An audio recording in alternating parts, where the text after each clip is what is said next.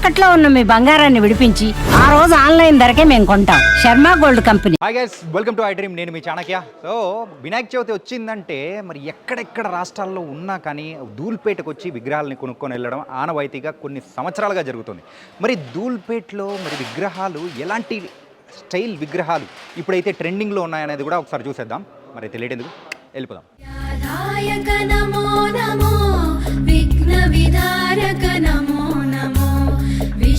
సృష్టిలయ కారణ శంభో విమల చరిత్ర నమో నమో గౌరీ ప్రియ సుత నమో నమో గంగా నందన నమో నమో గంధర్వాద్భుత గాన వినోద గణపతి దేవా నమో నమో. భయ్య, ఇంత భారీ వినాయకుడిని మరైతే తీసుకెళ్తున్నారు. ఎక్కడి నుంచి వచ్చారు మీరేంటి?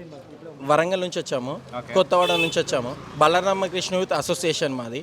లాస్ట్ 5 years నుంచి తీసుకుంటున్నాము. ఈసారి 6th టైం తీసుకోవడం. ఇట్లా ఇది 16 feet విగ్రహం ఉంది.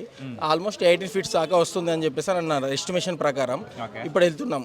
కాదు, మరి వరంగల్ సైడ్ అటు సైడ్ కూడా మరి అయితే ఉంటాయి కదా విగ్రహాలు తయారు చేసినవి, కానీ ధూల్పేటకి వచ్చి తీసుకోవడానికి గల రీజన్స్ ఏంటి? లాస్ట్ 5 years నుంచి వస్తున్నాం. ఇక్కడ అవుట్పుట్ అండ్ ఫినిషింగ్ చాలా బాగుంటుంది. When we comparison with others, Korutla కానీ చూసుకున్నా కానీ, హనంకొండ చూసుకున్నా కానీ, వరంగల్ చూసుకున్నా కానీ ఇక్కడ ఉన్న అవుట్పుట్ అనేది అక్కడ ఉండదు. దానికోసమనే పర్టికులర్ ఇక్కడ రావడం జరుగుతుంది. ఓకే, మొత్తానికైతే ఒక భారీ వినాయకుడిని కూడా మరి వరంగల్కి తీసుకుపోతున్నారు. ఇంతకు ఎంత ప్రైసింగ్ పడింది ఏంటి? ఆల్మోస్ట్ మాకు 1,10,000 పడింది. ఓన్లీ విగ్రహం మాత్రమే. ఆల్మోస్ట్ ఇంకా ట్రావెలింగ్ ఛార్జెస్ తోటి కలుపుకుంటే ఎక్స్ట్రా 40,000 పడుతుంది.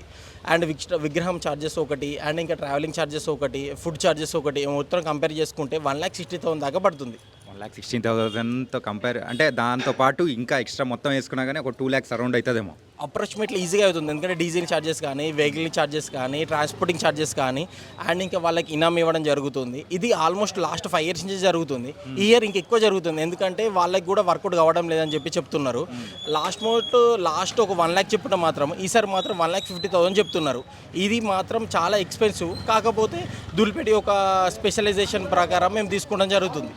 అండ్ లాస్ట్ టైంతో కంపేర్ చేసుకుంటే ఈసారి ప్రైజెస్ తగ్గాయి అని అంటున్నారు. అది ఎంతవరకు నిజం బ్రో? అలా ఏం లేదు బ్రో. ఎందుకంటే ఒక్కొక్క వినాయకుడిని బట్టి, ఒక్కొక్క ఫినిషింగ్ని బట్టి ఒక్కొక్క ఛార్జ్ చేస్తున్నారు వాళ్ళు. లాస్ట్ వాళ్ళ యొక్క స్పెషలైజేషన్ని బట్టి, వాళ్ళ యొక్క ఎక్స్పీరియన్స్ని బట్టి వాళ్ళు ఛార్జ్ చేస్తున్నారు. అలా ఏం లేదు.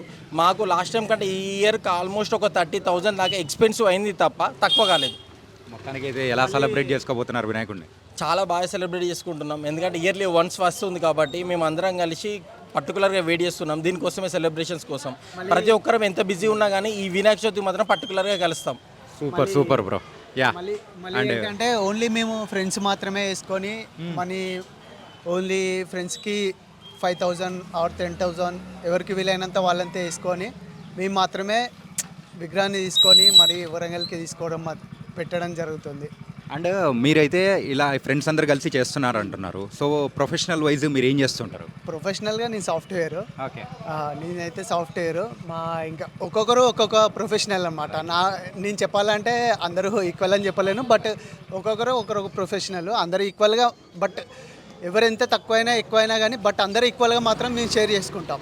అది మాత్రం మా ఫ్రెండ్షిప్లో ఎప్పటికీ చెరిగిపోదాం. ఎందుకు అడుగుతున్నా అంటే ఏంటంటే, సో మనకు వినాయక చవితి వచ్చింది అంటే ఎవడైనా కానీ విగ్రహం దగ్గర ఉండాలి, మనం చేయాలన్నట్టు ఉంటుంది అనమాట. అందుకోసం అడుగుతున్నాను అనమాట.